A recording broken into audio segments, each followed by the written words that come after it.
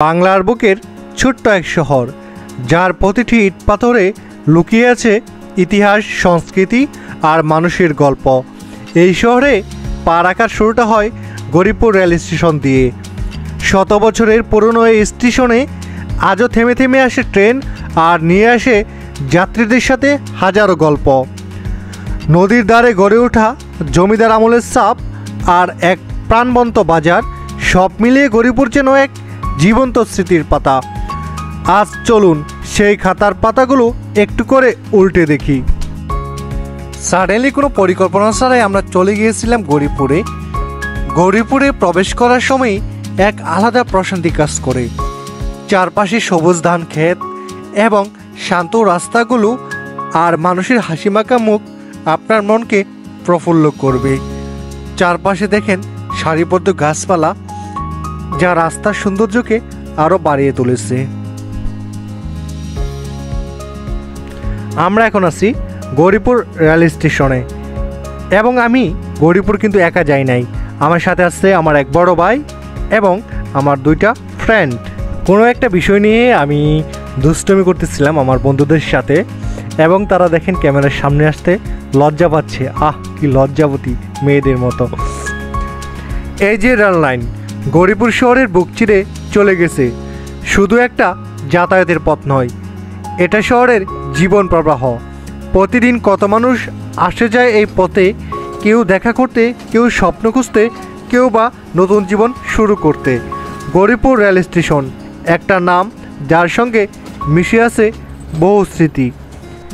এটি ব্রিটিশ আমলে নির্মিত আর তখন থেকে এই অঞ্চলকে দেশের অন্যান্য জায়গার সাথে যুক্ত করে রেখেছে। লাল ইটের পুরনো ভবন, কাঠের সিলিং আর দেয়ালে লাগানো পুরনো নোটিশ বোর্ড যেন সময়কে থামিয়ে রেখেছে। স্টেশনে দাঁড়িয়ে থাকলে আপনি শুধু ট্রেনের শব্দ শুনবেন না, শুনবেন সময়ের হুইসেল। সময়ভিত্তিক গল্প বলতে শুরু করবে আপনার পাশে দাঁড়িয়ে থাকা কোনো প্রবীণ। হয়তো বলবে, এখানে একসময় মালগাড়ি থামতো, আমরা ছোটোবেলায় চিনি আনতে আসতাম। রেল লাইনের পাশ দিয়ে হাঁটলেই চোখে পড়বে জীবনের চলমানতা। কেউ হেঁটে যাচ্ছে স্কুলে, কেউ বাজারে, কেউ বা রেল লাইনের পাশে বসে গল্পে মগ্ন।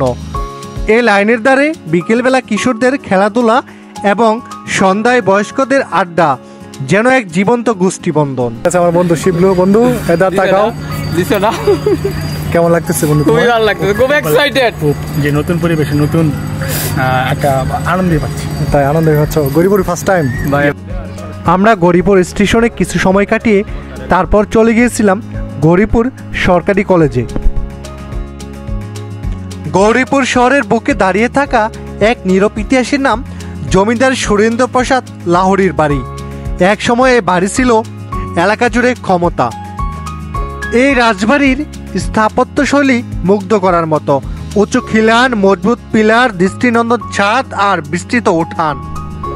বাড়ির ভেতরের প্রতিটি কোণে ছিল রাজকীয়তা, দর্শন কক্ষ, অতিথিশালা, প্রার্থনাঘর, সবকিছুর আলাদা ছাপ। কিন্তু এখন সময়ের বারে নুয়ে পড়েছে সেই গর্বিত দেয়ালগুলো, লতাগুলো ঢাকা বারান্দা আর ফাটল ধরা জানালাগুলো যেন নীরবে কাঁদে। মূলত আজকের ভিডিওটা ছিল এই পর্যন্তই। সরি টু সে, সময় স্বল্পতার জন্য ভালোভাবে শটগুলো নিতে পারিনি।